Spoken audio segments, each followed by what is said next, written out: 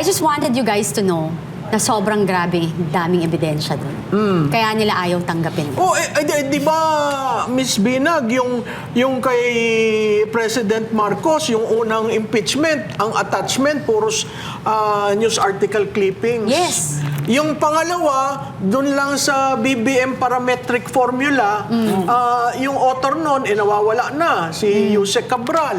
So, ibig mong sabihin, mas matindi pa yung evidence ninyo doon sa third impeachment? Yes, kasi una, andun nga. Baka kaya hindi tinanggap, sa totoo lang. Kaya nga nung pinapaiwanan kami ng kopya, hindi kami pumayag.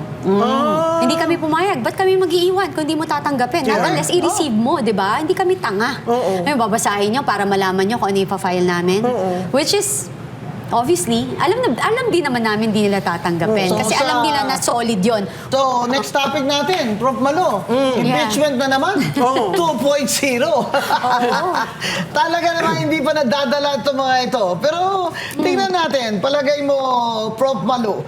Ang recent na update sa atin is nagbumoto ng Committee on Justice na sufficient na in form and substance ang impeachment complaints against Vice President Sara Duterte at ang mga grounds nila, allegations ay na naman, confidential funds na naman, betrayal of public trust, culpable violation of the pero ito yung mga general So, pero anong sa tingin mo, Prof. Malu?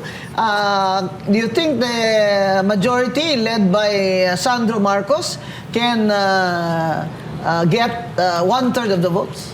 Well, nakita natin may signaling na nangyari sa committee level nung nagkaroon ng 54-1 na botohan. Isa lamang ang hindi nag-agree dun sa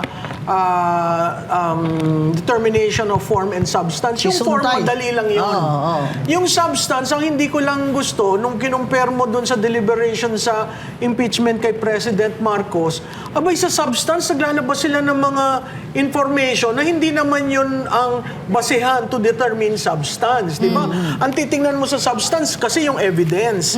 Pero ang presentation ng evidence, dun mismo sa hearing. Di ba?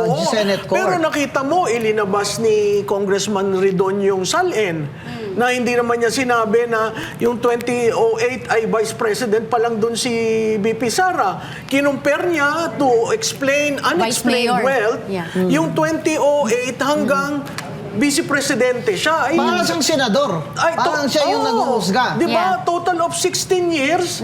Kahit sinong Pilipino sa total of 16 years, umaangat ka sa buhay mo. Pero sa kanya, unexplained. At saka abogado yung husband. May law practice, may tax receipt.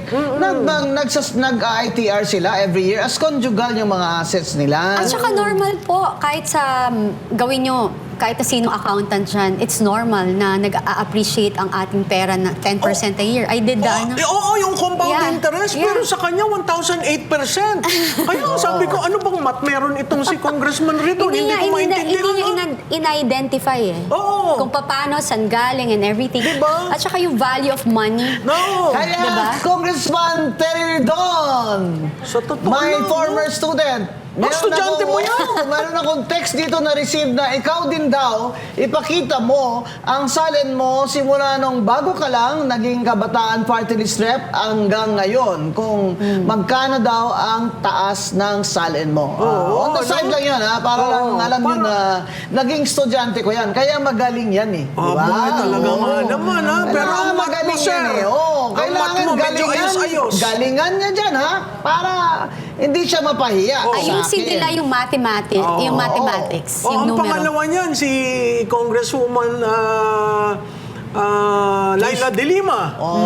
Naglabas naman tungkol sa COA. No? Bakit? COA commissioner ba yun? Ayun nga. Hindi mo pa naman, you will not go into the merits of the evidence. It's just looking at the substance. So yung kay BBM, walang substance, sabi nila. Dismissed agad.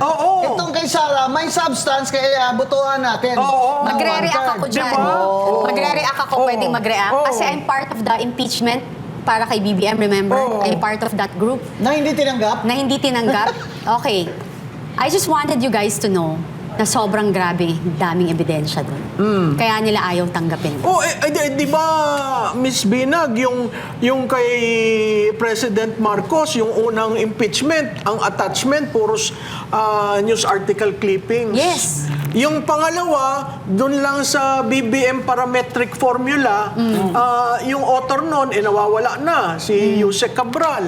So, ibig mong sabihin, mas matindi pa yung evidence ninyo doon sa third impeachment? Yes, kasi una, andun nga. Baka kaya hindi tinanggap, sa totoo lang. Kaya nga nung pinapaiwanan kami ng kopya, hindi kami pumayag. Hindi kami pumayag. Ba't kami mag-iiwan kung hindi mo tatanggapin? Yeah. Unless i-receive mo, di ba? Hindi kami tanga. Ngayon, babasahin nyo para malaman nyo kung ano yung pa-file namin. Which is, obviously, alam din naman namin hindi nila tatanggapin. Kasi alam nila na solid yon. Una, okay, bigyan ko kayo ng tip, ng konti. Yung pagkikidnap lang kay PRRD. That's part of it. Okay? Tapos, of course... dapat yan mailabas. Malapit na ang 1 year niya. Yes, na, lumalabas. Obvious ba na may lumabas na? Oo. Yung 18 na Marines, di ba? Ayaw maniwala kay Gutesa, nagsalita na si Saldico.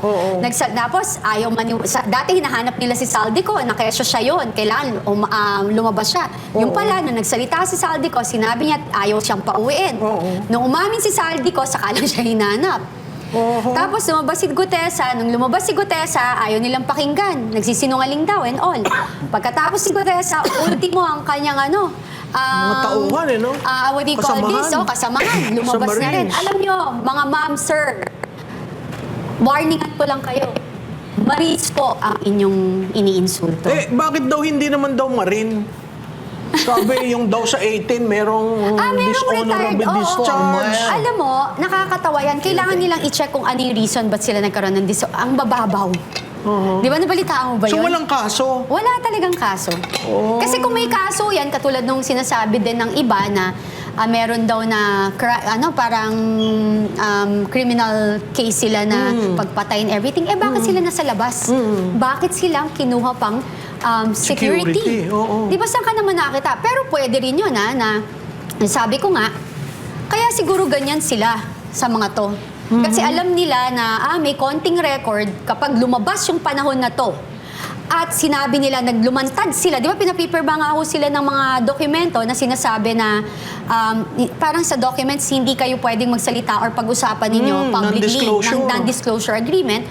Because pag dumating tong panahon na to, yan ang gagamitin nila against them, which is what's happening now. Ang pagkakamali ng mga tao dyan, sundalo ho sila, hindi ho sila ordinaryong tao. Bata pa lang ho yung mga yan. Pinangarap na ho nilang magtanggol sa kapwa Pilipino at sa ating bayan. Maninindigan ho yan. Tingnan nyo nga, hindi yan mayayaman eh. Diba? Kayo, bago kayo magtapang-tabangan, ang Marines po ay combat trained.